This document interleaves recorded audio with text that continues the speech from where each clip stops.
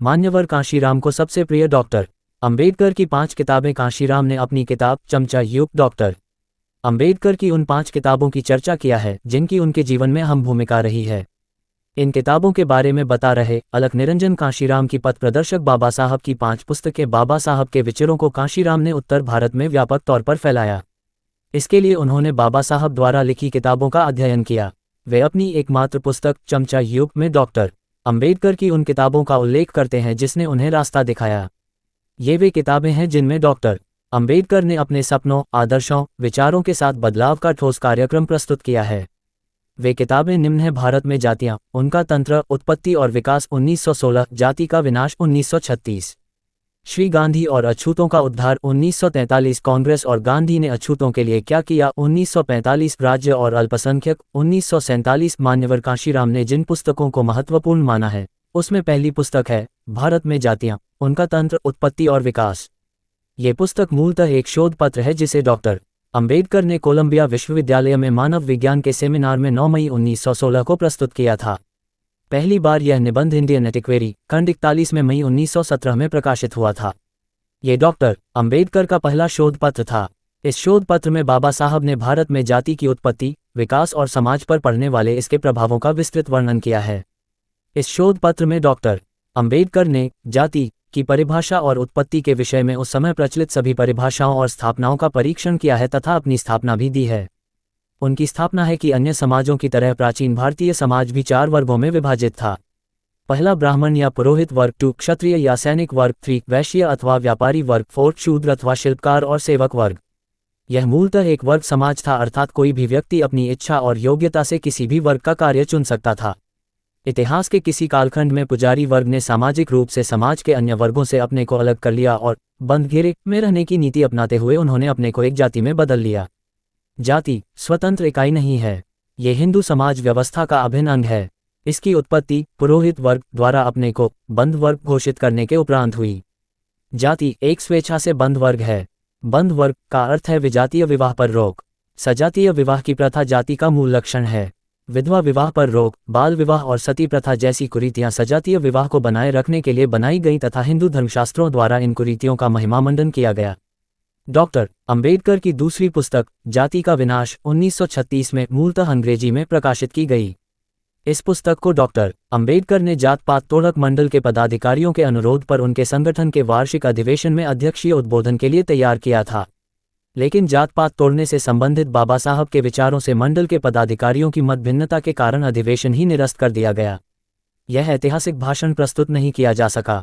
बाबा साहब ने इसे अपने खर्च पर पुस्तक के रूप में छपवा दिया। छपने के पश्चात इस पुस्तक पर बहुत सी प्रतिक्रियाएं आईं, जिसमें महात्मा गांधी की प्रतिक्रिया का उत्तर डॉक्टर अंबेडकर ने दिया तथा सभी पत्रों को पुस्तक के दूसरे संस्करणों में छपवा दिया। इस पुस्तक की रचना के समय तक डॉक्टर अंबेडकर एक प्रखर विद्वान व अछूतों के नेता के रूप में स्थापित हो चुके थे।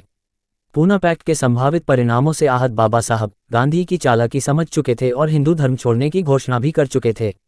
सामान्य तौर पर वे सवर्णों की सभा में नहीं जाते थे, लेकिन खराब स्वास्थ्य के बावजूद भी वे जात पात तोड़क मंडल के पदाधिकारियों के विशेष आग्रह पर इस सभा में अध्यक्षीय उद्बोधन के लिए तैयार हुए थे। अंततः वह सभा भी निरस्त हो गई। ये पुस्तक डॉक्टर अंबेडकर की पहली पुस्तक भारत में जातियां की अगली कड़ी है। मान्यवर कांशीराम को डॉक्टर अंबेडकर की सर्वाधिक पसंद 5 किताबें। तीसरी पुस्तक जिसे कांशीराम महत्वपूर्ण मानते थे वह है गांधी और अछूतों का उद्धार। ये पुस्तक भी बाबा साहब ने एक लेख के रूप में तैयार किया था। Institute of Pacific relations Canada में भारत में अछूतों की समस्या पर होने वाले सम्मेलन में बाबा साहब ने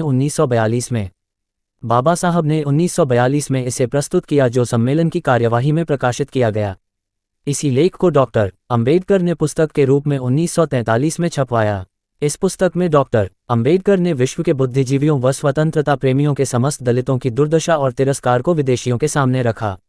उन्होंने कहा कि भारत में रहने वाले 6 करोड़ अछूतों की तुलना विश्व के किसी भी उत्पीड़ित, शोषित व तिरस्कृत समुदाय से नहीं की जा सकती है।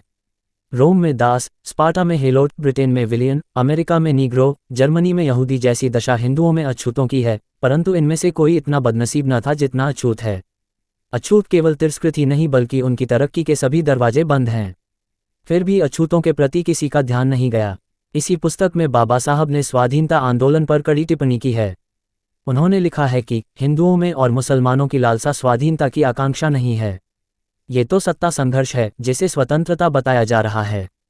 इस पुस्तक में बाबा साहब ने अछूतों के लिए पृथक निर्वाचन मंडल, सामाजिक निर्वाचन क्षेत्र, पृथक बस्तियां बसाने, कार्यपालिका, विधायिका, प्रशासनिक सेवाओं आदि में कम से कम जनसंख्या के अनुपात में प्रतिनिधित्व की मांग करने के साथ साथ आर्थिक, शैक्षणिक व सामाजिक उत्थान के लिए विशेष सुविधाओं का प्रावधान संविधान में करने की मांग रखी। बहुजन विमर्श को विस्तार देती फॉरवर्ड प्रेस की पुस्तकें। चौथी पुस्तक, कांग्रेस और गांधी ने अछूतों के लिए क्या किया, में बाबा साहब ने कांग्रेस और गांधी की अछूतों के प्रति नीतियों का खोखलापन जाहिर करने के लिए जून 1945 में छपवाई।